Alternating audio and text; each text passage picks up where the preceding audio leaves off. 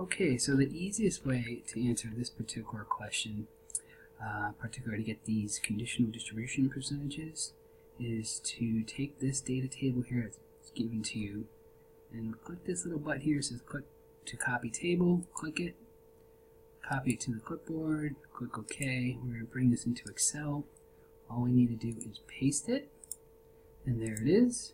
And so what this question is asking us, it wants to turn these numbers into percents. So what I like to do is just create another table, and all you have to do is just paste it again, delete out the numbers, and just let Excel do all the work.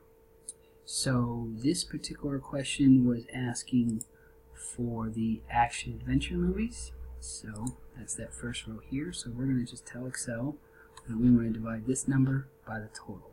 Now one thing you got to keep in mind with tables or contingency tables, as these are aptly called, is whether or not you're calculating row percentages versus column percentages.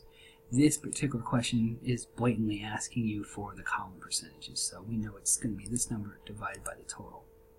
So we just put in our equal sign here, and you'll see the function bar starting to light up here with text.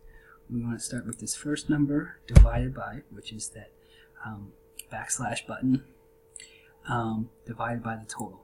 And I would just click enter, and I would get my decimal point. Now, I can even make this even easier by copying the formula over, but however, one thing you got to keep in mind is these numbers are all different for the numerator, but the total, which is the denominator, is going to stay the same. So we can tell Excel, hey, keep that denominator the same by clicking up here in the formula before the F2 and clicking F4. And you'll see these little dollar signs show up before the letter and the number. Just click, hit enter. Our formula stays the same, our result. And all we can do is we can grab this little corner here, or you can do a copy and paste, but I like just doing it like that, and we're done. Now if you want to convert that to a percent, you can just easily click on the home ribbon, click the percent little button here.